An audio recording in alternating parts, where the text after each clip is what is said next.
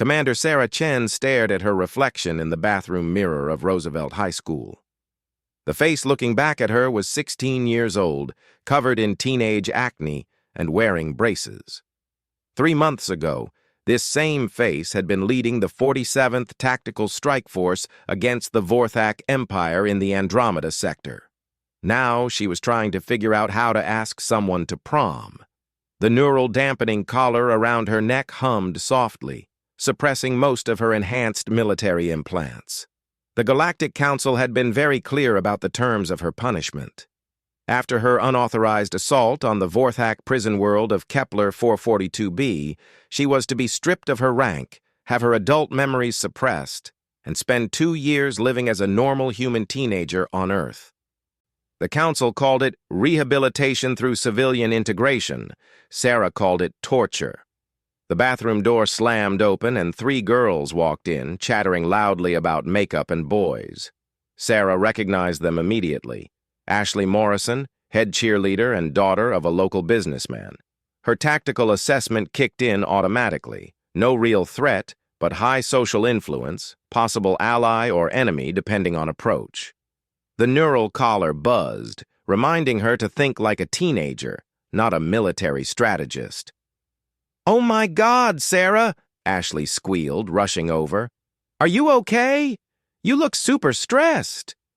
Sarah forced a smile. "Just thinking about the history test tomorrow." The other girls laughed. "You're such a nerd," said Jessica, Ashley's second in command. "Come on, live a little. The dance is this weekend." Dance.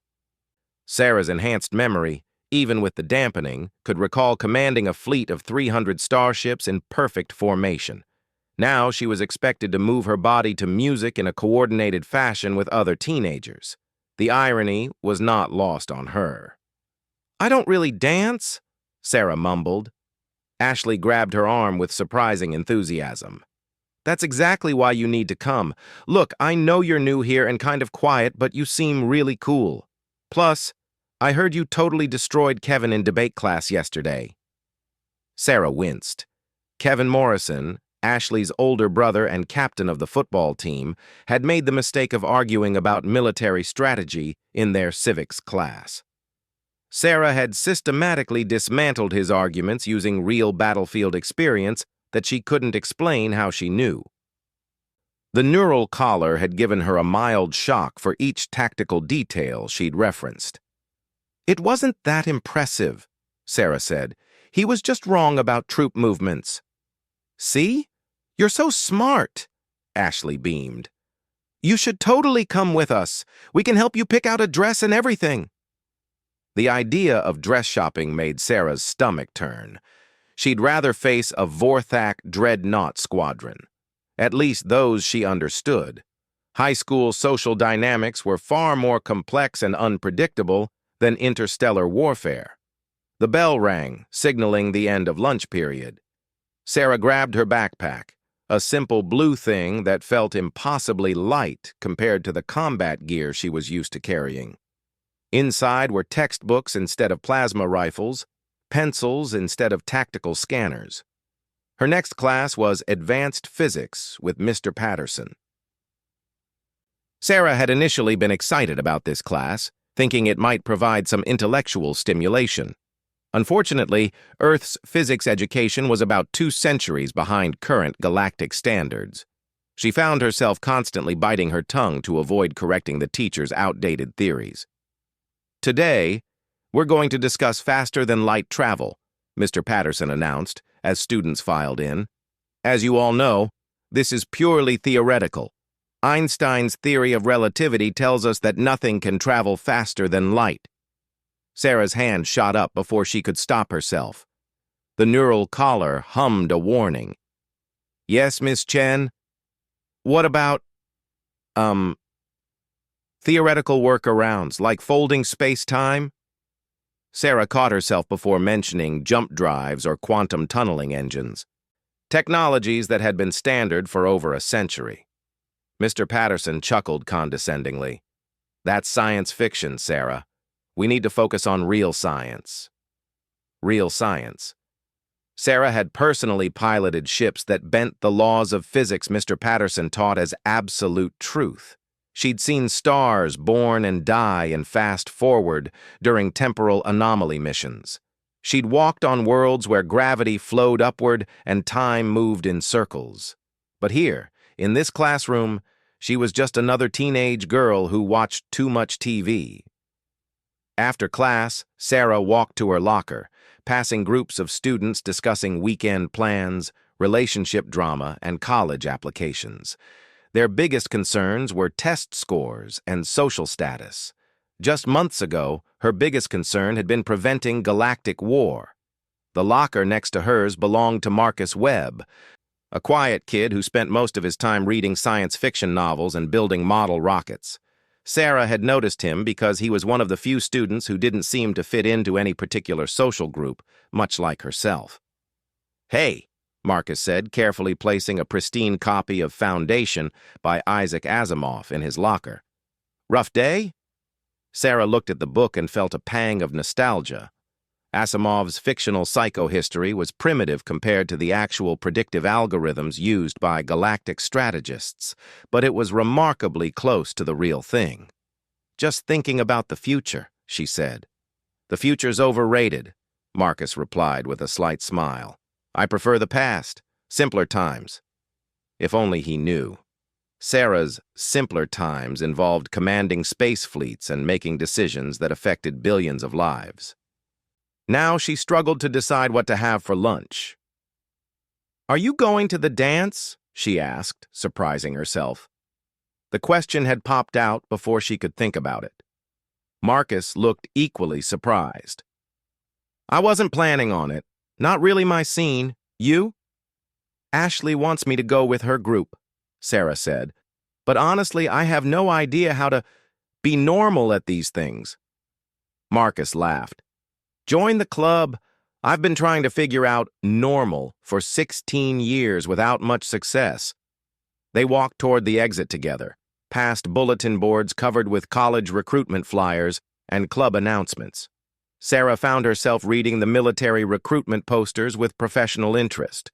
The smiling young people in uniform looked so naive, so unprepared for what real military service entailed. "You know," Marcus said, following her gaze, "sometimes I think about joining up after graduation, seeing the world, making a difference." Sarah's blood ran cold. She'd seen too many young soldiers die in pointless conflicts, watched entire planets burn because of political decisions made by people who'd never held a weapon. The thought of this gentle, book-loving boy ending up in a military that would either break him or turn him into something he wasn't made her feel sick. "Trust me," she said quietly. "There are better ways to make a difference." Marcus looked at her curiously. "You sound like you know something about it." The neural collar buzzed more insistently. Sarah was walking dangerous ground, getting too close to revealing classified information. "Just stories my dad told me," she lied. The cover story the council had given her included a military father who died overseas, which technically wasn't far from the truth. Her real father had been a career officer who died in the siege of Proxima Centauri. They reached the parking lot, where students were climbing into cars and buses. Sarah didn't have either. The council had placed her with the Henderson family, a nice couple who thought they were helping a troubled military orphan adjust to civilian life. They'd offered to buy her a car, but Sarah had declined. After piloting starships, driving a primitive ground vehicle felt like moving in slow motion. "Want a ride?" Marcus asked, pointing to a beat-up Honda Civic. "I'm heading toward downtown." "Thanks, but I like walking," Sarah said. It was true. The physical activity helped her think, and she needed time to process the strange experience of being a normal teenager. As Marcus drove away, Sarah began the 2-mile walk to her temporary home. The suburban neighborhood was peaceful, filled with houses that had never been bombed, families that had never fled from alien invaders. It should have been comforting, but instead it felt fragile, like a soap bubble that could burst at any moment. The Henderson house was a two-story colonial with a white picket fence and a garden that Mrs. Henderson tended with religious devotion. It was the kind of home Sarah had fought to protect in dozens of campaigns, but had never experienced herself. Military brats didn't get white picket fences. "Sarah, how was school?" Mrs. Henderson called from the kitchen as Sarah entered. "Fine," Sarah replied. The standard teenager answer that revealed nothing. She'd learned that adults here expected minimal communication from adolescents, which made her cover easier to maintain. "Dinner's in an hour. Your dad's working late again." Mr. Henderson wasn't really her father, but the cover story required her to play along. He was a decent man who worked as an accountant and spent his weekends watching sports on television. Sarah found his simple, predictable life both enviable and incomprehensible. In her room, Sarah sat at the small desk and opened her geometry homework. The problems were absurdly simple.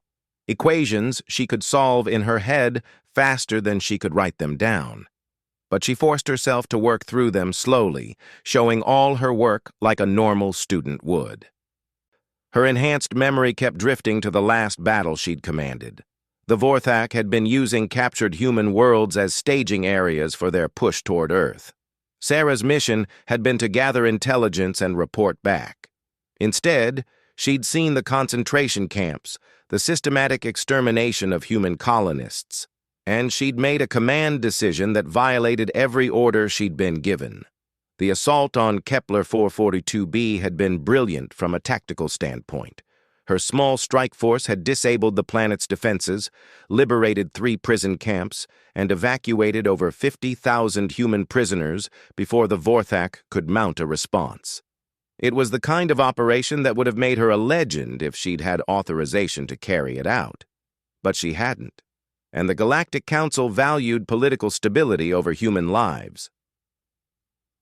Her unauthorized rescue mission had been deemed an act of military insubordination that threatened the delicate peace negotiations with the Vorthak Empire. Peace negotiations. Sarah snorted. The Vorthak didn't negotiate. They conquered, enslaved, and consumed. Any peace with them would last exactly as long as it took them to build up their forces for the next assault. But the council was made up of species that had never faced extinction, had never watched their children loaded onto transport ships bound for alien dinner tables. A knock on her door interrupted her brooding. Mrs. Henderson peered in with a concerned expression. "Sarah? You've been very quiet lately. Is everything okay at school? Are the other kids being nice to you?" Sarah looked up from her homework. Mrs. Henderson was genuinely worried. And Sarah felt a stab of guilt for deceiving her. This woman had opened her home to what she thought was a traumatized orphan, and Sarah was repaying that kindness with lies. "School's fine," Sarah said. "Actually, there's a dance this weekend. Some of the girls invited me to go with them." Mrs. Henderson's face lit up. "Oh, that's wonderful. You should absolutely go. It'll be good for you to socialize with kids your own age." Kids her own age. Sarah had been commanding troops and making life-or-death decisions while her peers were learning to drive and worrying about acne. The age gap felt impossible to bridge. "I don't really have anything to wear," Sarah admitted. "Well, that's easily fixed. We can go shopping tomorrow after school. It'll be fun." Shopping for a prom dress. Sarah had once negotiated a ceasefire while wearing battle armor covered in alien blood. Now her biggest challenge was choosing between blue and pink fabric. That night, Sarah lay in bed staring at the ceiling. The neural collar had dimmed to barely perceptible, monitoring her brain patterns even in sleep. Sometimes she dreamed about her old life, vivid memories of space battles and diplomatic missions. The collar would detect these dreams and send mild correction pulses, trying to suppress the memories that didn't fit her teenage cover story. But the memories always came back. She was Commander Sarah Chen of the Terran Defense Force, youngest flag officer in human history, veteran of 12 major campaigns. She was also a 16-year-old high school student who didn't know how to talk to boys and had never been to a dance. The duality was driving her insane. Tomorrow she would go dress shopping with Mrs. Henderson, pretend to be excited about prom, and continue the charade of being a normal teenager. But tonight, in the darkness of her suburban bedroom, she allowed herself to remember who she really was. Outside her window, stars twinkled in the clear night sky. Somewhere out there, the Vorthak Empire was rebuilding its forces, preparing for another assault on human space. The peace negotiations that had cost Sarah her career were failing, just as she'd predicted they would. And she was stuck here, powerless to do anything about it, learning about theoretical physics from a teacher who thought faster-than-light travel was impossible. Sarah closed her eyes and tried to sleep, but her mind kept racing. 2 years. She had 2 years of this sentence left to serve. 2 years of pretending to be someone she wasn't, of watching her people's enemies grow stronger while she solved algebra problems and worried about prom dresses. The neural collar hummed softly, detecting her agitation and sending calming signals to her brain. Sarah fought against the artificial tranquility, but eventually her enhanced physiology succumbed to the technology's influence. As she drifted off to sleep, her last conscious thought was a promise to herself. When this was over, when her sentence was complete and her memories were restored, she would find a way to make the council pay for their short-sightedness. The Vorthak were coming whether the council wanted to admit it or not, and when they arrived, they would find that Commander Sarah Chen had learned a few things about humanity during her time among them, things that might just save them all. The dress shopping expedition with Mrs. Henderson turned out to be more traumatic than Sarah had anticipated. After 3 hours of trying on various formal gowns, she finally settled on a simple navy blue dress that reminded her of her old dress uniform. Mrs. Henderson seemed delighted with the choice, chattering excitedly about shoes and accessories. "You know," Mrs. Henderson said as they drove home, shopping bags in the back seat, "I never had a daughter. This is really special for me." Sarah felt another pang of guilt. The woman's genuine affection made the deception harder to bear. "Thanks for doing this," she managed to say. "Oh, honey, it's my pleasure. You deserve to have normal teenage experiences." Normal. That word again. Sarah was beginning to hate it. The next few days at school passed in a blur of final preparations for the dance. Ashley and her friends had basically adopted Sarah into their group, which came with both benefits and complications. The benefits included instant social protection and inclusion in activities. The complications involved learning to navigate teenage girl politics, which were somehow more complex than interstellar diplomacy. So Trevor asked Madison to the dance, but Madison likes Jason, who's going with Stephanie, but Stephanie only said yes because she thought Madison would be upset, Ashley explained during lunch, as if this information was crucial to Sarah's survival. Sarah nodded along while mentally cataloging the social connections. It was like tracking enemy ship movements, except the stakes were hurt feelings instead of planetary destruction. Somehow, the hurt feelings seemed to matter more to these girls than the planetary destruction would. "What about you?" Jessica asked Sarah. "Any boys you're interested in?" Sarah thought about the question seriously. The boys at Roosevelt High were all so young, so innocent. They worried about football games and video games. They had no idea that alien species existed, let alone that some of those species viewed humans as a delicacy. How could she possibly be interested in someone who thought the biggest threat to humanity was climate change? "Not really," she said. "I'm kind of focused on other things." "Like what?" Ashley pressed. "College prep? You're only a junior, you have time." Time. Sarah almost laughed. According to her biological age, she was 16. According to her actual experiences, she was closer to 30. The neural collar had compressed her adult memories, but it couldn't erase the psychological weight of command, the burden of having made decisions that cost lives. "Just thinking about the future," Sarah said vaguely. That afternoon in physics class, Mr. Patterson announced a special guest speaker. Class, we're very fortunate to have Dr. Elena Rodriguez from NASA here today to talk about current space exploration projects. Sarah perked up with interest. Finally, someone who might have a more sophisticated understanding of space travel, even if it was primitive by galactic standards. Dr. Rodriguez was a middle-aged woman with intelligent eyes and enthusiasm for her subject. She began by talking about the Mars Colony Project, which was still in early planning stages. Sarah had to bite her tongue to keep from mentioning that humans had been living on Mars for over 50 years in her timeline. The biggest challenge we face, Dr. Rodriguez explained, is the vast distances involved. Even traveling to Mars takes months with our current technology. The idea of reaching other star systems is still pure science fiction. Marcus raised his hand. What about theoretical faster-than-light technologies, like warp drives or wormholes? Dr. Rodriguez smiled indulgently. Those are fun to think about, but the laws of physics as we understand them make such technologies impossible. Einstein showed us that space and time are connected, and nothing can travel faster than light.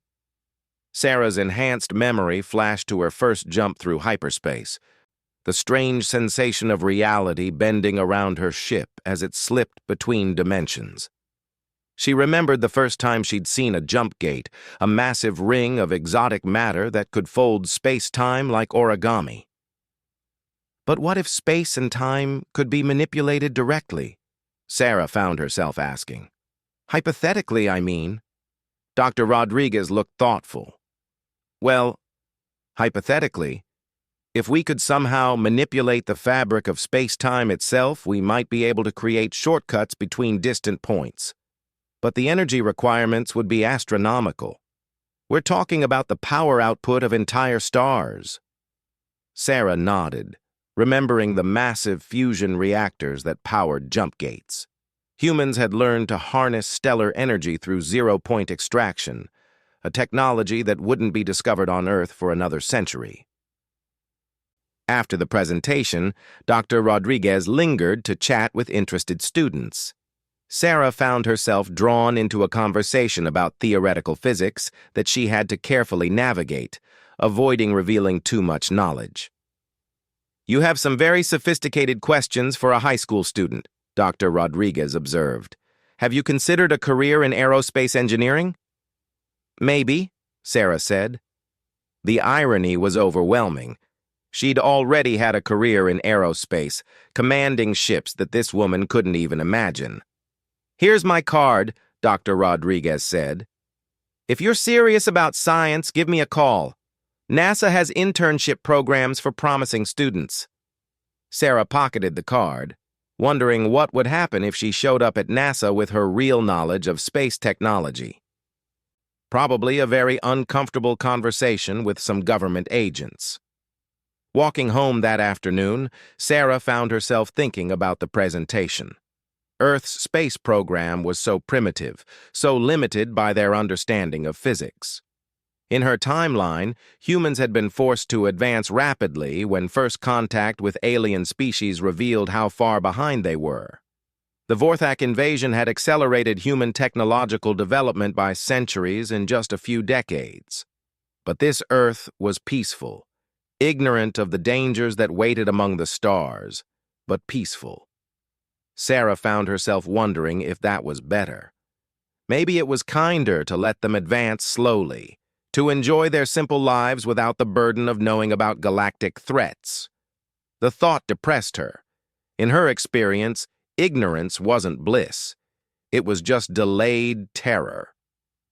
At home, Mrs. Henderson was waiting with excitement written all over her face. Sarah, I got your dress back from alterations. Want to try it on one more time before tomorrow? Tomorrow. The dance was tomorrow night, and Sarah still had no idea how she was supposed to act. She'd commanded battleships through asteroid fields, but the thought of slow dancing with a teenage boy terrified her. The dress fit perfectly, transforming her from awkward teenager to something approaching elegant. Mrs. Henderson fussed over her appearance while Sarah studied herself in the mirror. She looked like a normal girl preparing for a normal dance. The illusion was almost perfect. "You look beautiful," Mrs. Henderson said with tears in her eyes. "I wish your parents could see you." Sarah's throat tightened. Her real parents were buried on a planet that didn't exist yet in this timeline. Her cover story parents were fictional. The only family she had was this kind woman who thought she was helping a war orphan adjust to normal life. "Thank you," Sarah whispered, meaning it more than Mrs. Henderson could possibly know. That evening, Sarah lay in bed, trying to prepare mentally for the dance. She'd read everything she could find online about high school social events, but the information felt useless. How do you prepare for normality when your baseline is life-or-death combat situations? The neural collar hummed softly, monitoring her stress levels. Sarah had noticed that it seemed to be working less effectively lately. Maybe her enhanced physiology was adapting to it, or maybe the technology was degrading. Either way, her suppressed memories were becoming clearer, more vivid. She remembered the first time she'd killed an enemy soldier. She'd been 19, a junior lieutenant on her first combat mission. The Vorthak warrior had been torturing captured human civilians, and Sarah had put a plasma bolt through its skull without hesitation. She'd felt nothing but satisfaction watching it die. Now she was expected to giggle about boys and worry about her hair. The next morning at school, the atmosphere was electric with pre-dance excitement. Girls compared notes on dresses and makeup plans, while boys tried to act like they weren't nervous. Sarah moved through it all like a ghost, observing the social dynamics with professional detachment. "You're being weird," Ashley announced at lunch. "What's wrong?" "Nothing," Sarah said automatically. "Just thinking." "Well, stop it. You're bringing down the mood. Tonight is going to be amazing." Sarah forced a smile. "You're right, I'm just nervous." "Nervous about what? It's just dancing and hanging out. No big deal." No big deal. Sarah had once negotiated a ceasefire while standing on the bridge of a ship that was actively being boarded by enemy forces. But somehow, the prospect of making small talk with teenage boys felt more challenging. Marcus approached their table hesitantly. "Hey, Sarah. I was wondering, I know you're going with Ashley's group, but maybe we could dance together? Just one song?" The request was so sweetly awkward that Sarah felt her heart break a little. Marcus was a good kid, smart and kind, and he had no idea he was asking a battle-hardened military commander to dance. "I'd like that," she said, surprising herself with the sincerity in her voice. Marcus beamed and walked away, and Ashley squealed with excitement. "Oh my God, that was so cute. I think he really likes you." Likes her. Sarah wondered what Marcus would think if he knew who she really was. Would he still like the girl who had killed thousands of enemy soldiers? Would he still want to dance with someone who had ordered the destruction of entire space stations? The final hours before the dance crawled by. Sarah went through the motions of preparing, letting Mrs. Henderson help with her hair and makeup, accepting compliments on her appearance. But inside, she felt like she was putting on armor for battle. At 7 o'clock, Ashley's parents picked her up in a minivan decorated with ribbons and flowers. The other girls were already inside, chattering excitedly and taking selfies. Sarah slid into the back seat and tried to match their enthusiasm. Roosevelt High had been transformed for the occasion. The gymnasium was decorated with twinkling lights and fabric drapes, turning the utilitarian space into something approaching elegance. A DJ played music that Sarah didn't recognize, and students were already gathering in groups, some dancing, others standing around looking nervous. "This is so exciting!" Ashley squealed, grabbing Sarah's arm. "Come on, let's go find the boys!" Sarah allowed herself to be dragged onto the dance floor, where she attempted to move her body in rhythm with the music. Her enhanced coordination made her a better dancer than she'd expected, but she felt ridiculous. These were not the movements of a warrior. This was fun, or was supposed to be. The evening progressed in a blur of introductions, small talk, and increasingly loud music.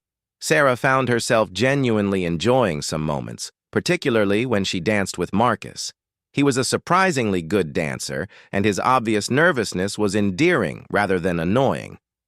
"Having fun?" he asked during a slow song, his hands awkwardly positioned on her waist.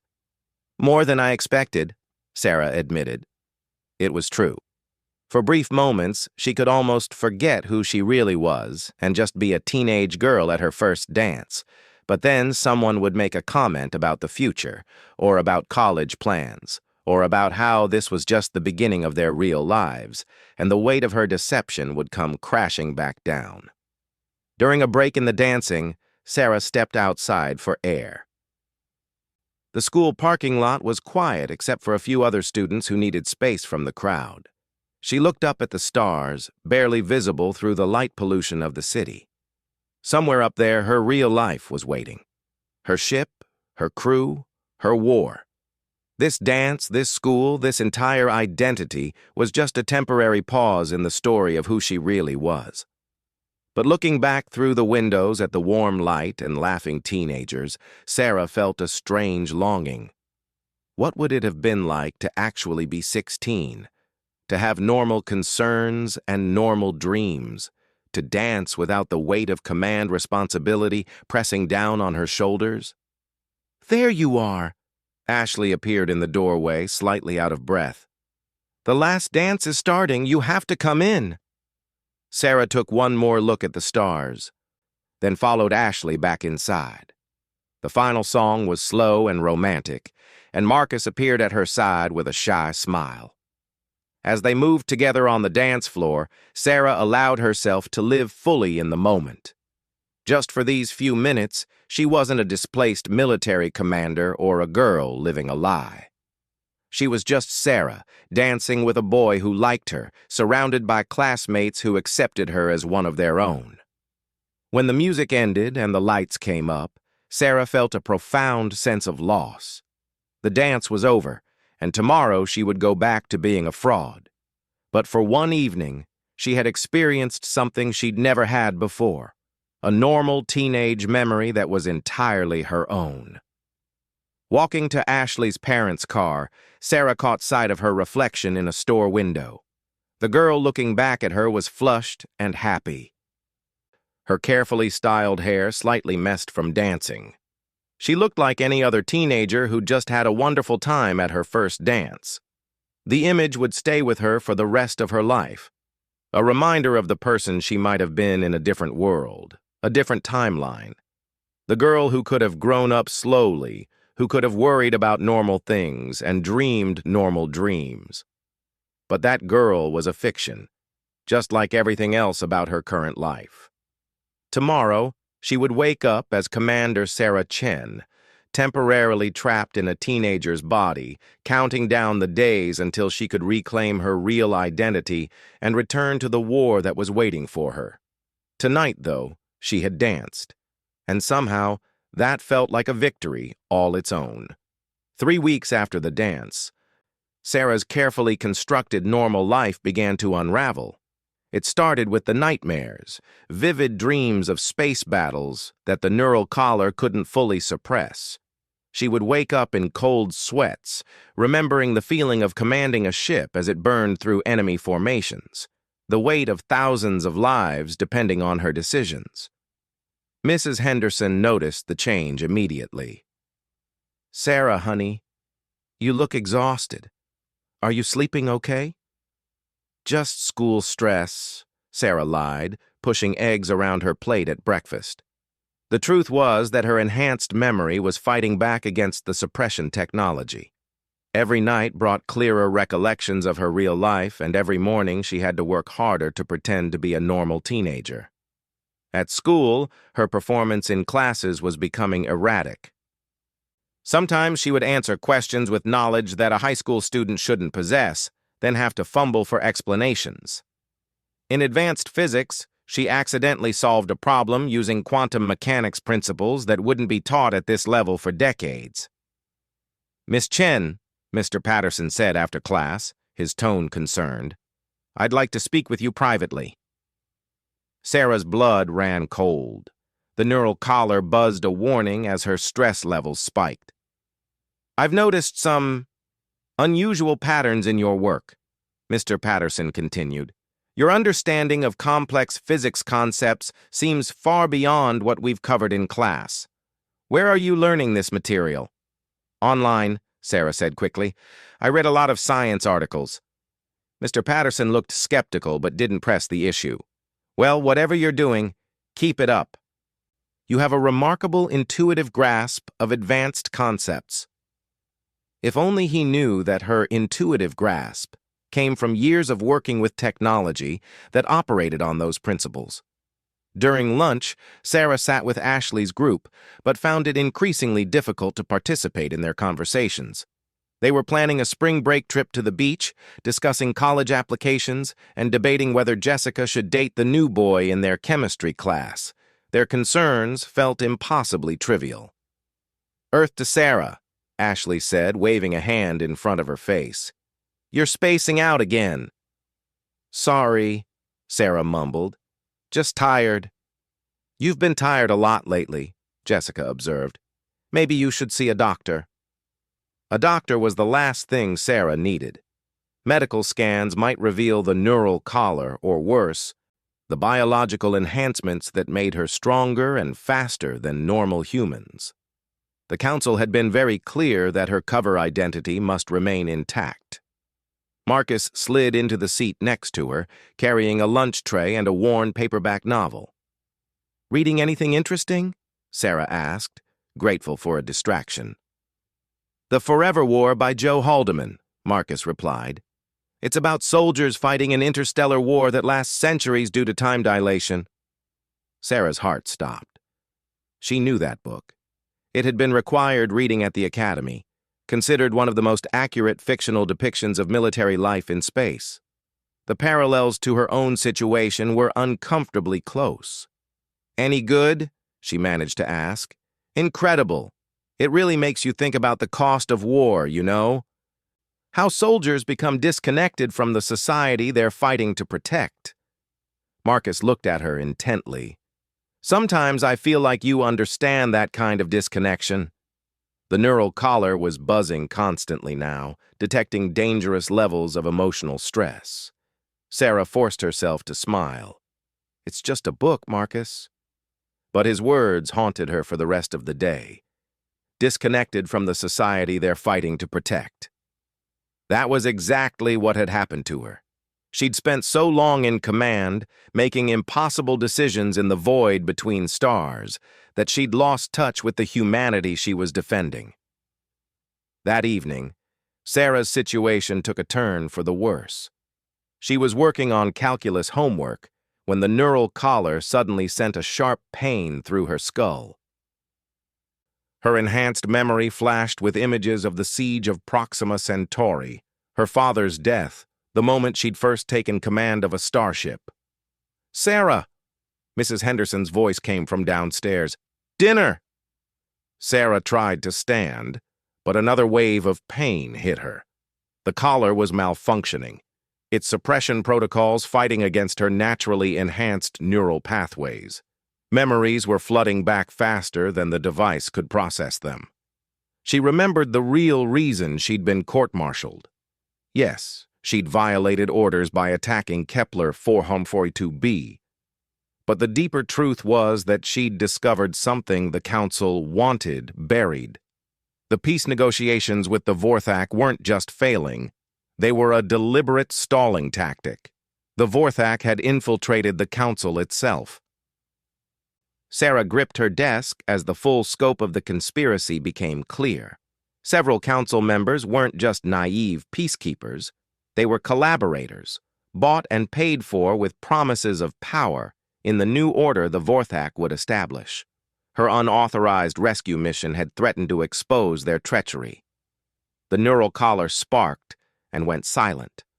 For the first time in months, Sarah's mind was completely clear. Every enhanced memory was accessible, every piece of classified information restored. She was no longer a confused teenager. She was Commander Sarah Chen, and she remembered everything, including the fact that her sentence was supposed to last 2 years, but Earth would be under attack in 18 months. "Sarah, are you coming down?" Mrs. Henderson called again. "Coming," Sarah replied, her voice steadier than it had been in months. She quickly hid the dead neural collar under her pillow and went downstairs, her mind racing with possibilities. At dinner, she observed the Henderson family with new clarity. These good, innocent people had no idea what was coming. None of the humans on Earth did. They went about their daily lives, working, going to school, planning for futures that might not exist, while an alien empire prepared to enslave their entire species. "How was your day, dear?" Mrs. Henderson asked. "Educational," Sarah replied truthfully. For the first time since her court-martial, she had a clear mission objective. She needed to find a way to warn Earth about the coming invasion without revealing her true identity or violating the terms of her sentence. The next morning at school, Sarah moved through her classes with renewed purpose. In world history, they were studying World War II, and Sarah found herself analyzing the global conflict with professional interest. Humans had always been at their best when facing extinction. The challenge was getting them to recognize the threat before it was too late. During lunch, she sought out Marcus, who was reading alone at a corner table. "Mind if I sit?" she asked. "Of course not." Marcus looked pleased by her attention. "You seem different today. More focused. I've been thinking about our conversation yesterday, about disconnection and the cost of war." Marcus closed his book and gave her his full attention. "And? What if someone had information about a threat to humanity, but they couldn't reveal it directly without breaking laws or trust?" Sarah chose her words carefully. "How would they warn people?" Marcus considered the question seriously. "Hypothetically? I guess they'd have to be creative. Use fiction, maybe. Science fiction writers have been warning about real dangers for decades. Nuclear war, climate change, artificial intelligence run amok." Fiction. Of course. Sarah felt a surge of excitement as the solution became clear. She couldn't reveal classified information about the Vorthak invasion, but she could write a science fiction story that contained enough accurate details to serve as a warning to anyone who knew how to read between the lines. "Marcus," she said suddenly, "do you know anything about publishing? Like how someone would get a story published online or in a magazine?" "Sure. There are tons of websites that publish amateur science fiction. Why?" "I have an idea for a story about an alien invasion that's disguised as peace negotiations." Sarah's mind was already working out the plot details. She could include accurate information about Vorthak tactics, their infiltration methods, their biological weaknesses. Disguised as fiction, it would be dismissed by most readers as entertainment. But the right people, military analysts, intelligence officers, scientists, might recognize the truth hidden in the narrative. "That sounds awesome," Marcus said enthusiastically. "I could help you with it if you want. I've had some stories published on a few amateur sites." Sarah smiled, feeling hopeful for the first time in months. "I'd like that." Over the next several weeks, Sarah threw herself into the project with military precision. She and Marcus met every day after school, crafting a story that balanced entertainment value with tactical accuracy. Sarah provided the technical details and strategic concepts, while Marcus helped with character development and dialogue. "This is really good," Marcus said one afternoon as they reviewed their latest chapter. "The way you describe the alien battle tactics feels so realistic. Like you really understand military strategy." "I watch a lot of documentaries," Sarah deflected. It was getting easier to lie to Marcus, which bothered her more than she wanted to admit. He was a good friend, probably the best friend she'd had since her court-martial. But their entire relationship was built on deception. Their story, titled The Peace of Proxima, told the tale of an alien species called the Vorthak, who used false peace negotiations to infiltrate human government while preparing for a massive invasion. The protagonist was a young military officer who discovered the conspiracy and had to find ways to warn humanity without violating her oath of service. The parallels to Sarah's real situation were obvious to her, but she hoped they would be subtle enough to escape casual notice. When they finished the story, Marcus helped her submit it to several online science fiction magazines. Within a week, they received an acceptance letter from Future Warfare Quarterly, a publication that catered to military science fiction enthusiasts. "Congratulations," Marcus said, showing her the email. "You're officially a published author." Sarah felt a complicated mixture of pride and guilt. If her plan worked, this story might help save Earth from the coming invasion. If it didn't, she would have at least tried to fulfill her duty to protect humanity, even while serving her sentence as a misfit teenager. But as the weeks passed, Sarah began to notice disturbing signs that her time was running out. The neural collar's failure had triggered automatic alerts to the Council. Agents would be coming to investigate, and when they discovered that her memory suppression had failed, her sentence would likely be extended indefinitely. Worse, her enhanced senses were detecting subtle changes in Earth's electromagnetic spectrum that suggested alien scout ships were already in the outer solar system. The invasion timeline was accelerating. One evening, as Sarah sat in her room supposedly doing homework, she made a decision that would change everything. She couldn't wait for her story to slowly work its way through official channels. Earth needed a more direct warning, and she was the only person in a position to provide it. Using skills learned during covert operations, Sarah hacked into several government and military networks, leaving anonymous tips about unusual deep space sensor readings and recommending increased surveillance of the outer planets. She was careful to route the communications through multiple proxy servers and to phrase her warnings as concerned citizen reports, rather than classified intelligence. It wasn't much, but it was something, and it felt good to be taking action again, even limited action. The next day at school, Sarah noticed increased military aircraft traffic overhead. Her anonymous tips had apparently been taken seriously by someone in the defense establishment. It was a small victory, but it gave her hope that Earth's military might be better prepared than she'd feared. During lunch, Ashley cornered her with an expression of concern. "Sarah, people are saying you've been acting really weird lately. Like, weirder than usual." "Weird how?" Sarah asked, though she suspected she knew the answer. "You keep spacing out during conversations, but then you'll say something incredibly smart that none of us understand. And yesterday in chemistry, you corrected Mrs. Johnson on something that's not even in our textbook." Sarah sighed. Without the neural collar's suppression, it was becoming impossible to maintain her cover identity. Her real personality was bleeding through, and her classmates were starting to notice the disconnection Marcus had identified weeks earlier. "I've just been stressed," she said weakly. "About what?" "You're like the smartest person in school. You have nothing to worry about." If only that were true. Sarah was worried about an alien invasion that would begin in less than a year. She was worried about council agents who might be closing in on her location. She was worried about her growing affection for the Henderson family and her friendship with Marcus, relationships that would have to end when her true identity was revealed. Most of all, she was worried that her warnings wouldn't be enough, that Earth would fall to the Vorthak just as a dozen other human worlds had fallen, and she would have failed in the most important mission of her life.